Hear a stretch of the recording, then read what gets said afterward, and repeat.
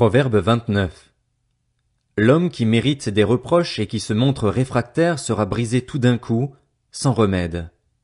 Quand les justes se multiplient, le peuple est dans la joie. Quand le méchant domine, le peuple gémit. L'homme qui aime la sagesse réjouit son père, mais celui qui fréquente des prostituées gaspille sa fortune. Un roi affermit son pays par le droit, mais celui qui multiplie les impôts le ruine. L'homme qui flatte son prochain pose un piège sous ses pas. La transgression de l'homme méchant tend un piège, mais le juste triomphe et se réjouit. Le juste connaît la cause des plus faibles, tandis que le méchant ne comprend pas la connaissance. Des moqueurs enflamment une ville, tandis que des sages calment la colère. Si un homme sage entre en procès avec un fou, il aura beau se fâcher ou rire, la paix n'aura jamais lieu. Les hommes sanguinaires détestent l'homme intègre, tandis que les hommes droits protègent sa vie. L'homme stupide affiche toute sa passion, tandis que le sage y met un frein. Quand celui qui domine prête attention aux paroles mensongères, tous ses serviteurs sont méchants. Le pauvre et l'oppresseur se rencontrent, c'est l'Éternel qui éclaire la vue de l'un et de l'autre. Un roi qui juge les faibles en toute vérité aura son trône affermi pour toujours. Le bâton et le reproche procurent la sagesse, tandis que l'enfant livré à lui-même fait honte à sa mère. Quand les méchants prolifèrent, le péché prolifère, mais les justes verront leur chute. Corrige ton fils et il te laissera en repos, il fera tes délices. Quand il n'y a pas de révélation, le peuple ne connaît aucune retenue, mais s'il respecte la loi, il est heureux. Ce n'est pas par des paroles qu'on corrige un esclave, même s'il comprend, il n'obéit pas. Si tu vois un homme parler sans réfléchir, il y a plus à attendre d'un homme stupide que de lui.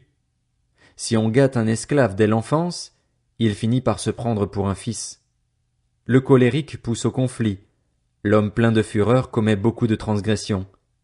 L'orgueil d'un homme le conduira à l'humiliation, mais celui qui est humble d'esprit obtiendra la gloire. Celui qui partage avec un voleur se déteste lui-même. Il entend bien la malédiction, mais il n'avoue pas.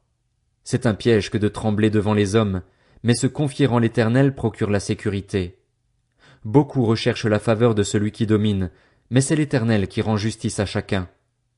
L'homme injuste fait horreur au juste, et celui dont la voie est droite fait horreur aux méchants. Proverbe 30. Parole d'Agur, fils de Jaquet. Message prononcé par cet homme pour Ithiel et pour Ucal. Certes, je suis idiot plus que tout autre et je n'ai pas l'intelligence d'un homme, je n'ai pas appris la sagesse et je n'ai pas la connaissance du saint. Qui est monté au ciel et qui en est descendu? Qui a rassemblé le vent dans le creux de ses mains?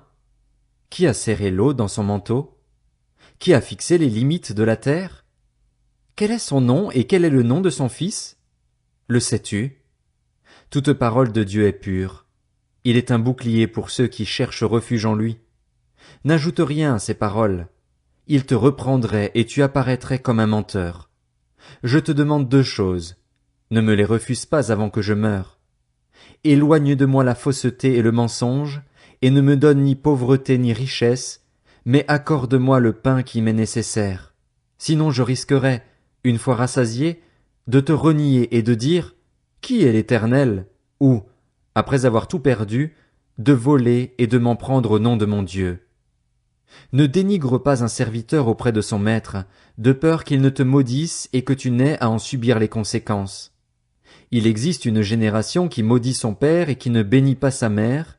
Il existe une génération qui se croit pure et qui n'est pas lavée de sa souillure.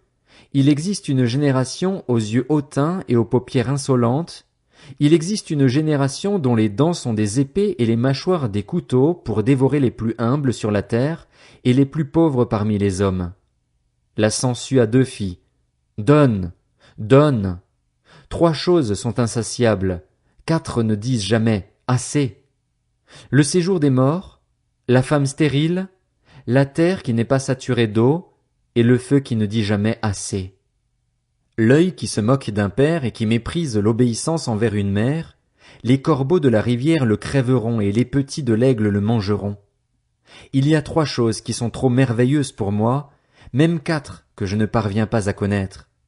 La trace de l'aigle dans le ciel, la trace du serpent sur le rocher, la trace du bateau au milieu de la mer et la trace de l'homme chez la jeune fille. Voici quelle est la conduite de la femme adultère. Elle mange et s'essuie la bouche avant de dire « Je n'ai fait aucun mal ». Il y a 3 choses qui font trembler la terre, même 4 qu'elle ne peut pas supporter. Un esclave qui devient roi, un fou qui a de la nourriture à satiété, une femme détestée qui se marie et une servante qui dépossède sa maîtresse. Il y a sur la terre 4 animaux petits, et cependant particulièrement sages. Les fourmis, peuple sans force, qui préparent leur nourriture en été. Les damans, peuple sans puissance, qui font leur habitation dans les rochers. Les sauterelles, qui n'ont pas de roi mais sortent toutes en bon ordre. Le lézard, que tu peux attraper avec tes mains et qui se trouve dans les palais des rois. Il y en a 3 qui ont une belle allure, même 4 qui ont une belle démarche. Le lion, le plus puissant des animaux, qui ne recule devant personne. Le cheval, tout équipé, ou encore le bouc, et le roi à qui personne ne résiste. Si l'orgueil te pousse à des actes de folie et si tu as de mauvaises pensées, mets la main sur la bouche. En effet, battre le lait produit du beurre, frapper le nez produit du sang et provoquer la colère produit des disputes.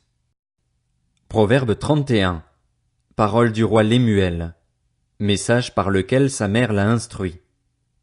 Que te dirai-je, mon fils?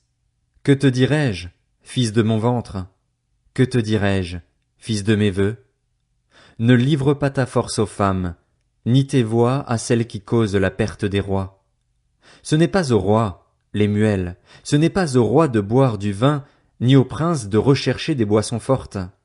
En effet, en buvant, il pourrait oublier les lois et porter atteinte à la cause des plus malheureux. Donner des liqueurs fortes à celui qui va mourir, du vin à celui qui est rempli d'amertume, qu'il boive et oublie ainsi sa pauvreté, qu'il ne se souvienne plus de sa peine. Ouvre ta bouche pour celui qui ne peut pas s'exprimer, pour la cause de tous les délaissés. Ouvre ta bouche, juge avec justice et défends le malheureux et le pauvre. Qui trouvera une femme de valeur? Elle vaut bien plus que des perles. Le cœur de son mari a confiance en elle, et c'est tout bénéfice pour lui. Elle lui fait du bien, et non du mal, tous les jours de sa vie. Elle se procure de la laine et du lin et travaille d'une main joyeuse. Pareille à un navire marchand, elle rapporte ses provisions de loin. Elle se lève alors qu'il fait encore nuit, et elle donne la nourriture à sa famille et ses ordres à ses servantes. Elle pense à un champ, et elle l'achète. Avec le fruit de son travail, elle plante une vigne. Avec la force en guise de ceinture, elle affermit ses bras. Elle constate que ce qu'elle gagne est bon. Sa lampe ne s'éteint pas pendant la nuit. Elle file elle-même la laine. Elle tisse elle-même les habits. Elle ouvre ses bras aux malheureux. Elle tend la main aux pauvres. Elle ne redoute pas la neige pour sa famille, car chacun y est habillé de cramoisi. Elle se fait des couvertures. Elle a des habits en fin lin et en pourpre. Son mari est reconnu aux portes de la ville, lorsqu'il siège avec les anciens du pays. Elle fait des chemises et les vend, et elle livre des ceintures aux marchands. La force et l'honneur, voilà ce qui l'habille. Elle rit en pensant à l'avenir. Elle ouvre la bouche avec sagesse et un enseignement plein de bonté est sur sa langue. Elle veille à la bonne marche de sa maison, elle ne mange pas le pain de la paresse. Ses fils se lèvent et la disent heureuse, son mari aussi, et ils chantent ses louanges. Bien des femmes font preuve de valeur, mais toi, tu leur es à toute supérieure. La grâce est trompeuse et la beauté est illusoire. C'est de la femme qui craint l'Éternel qu'on chantera les louanges.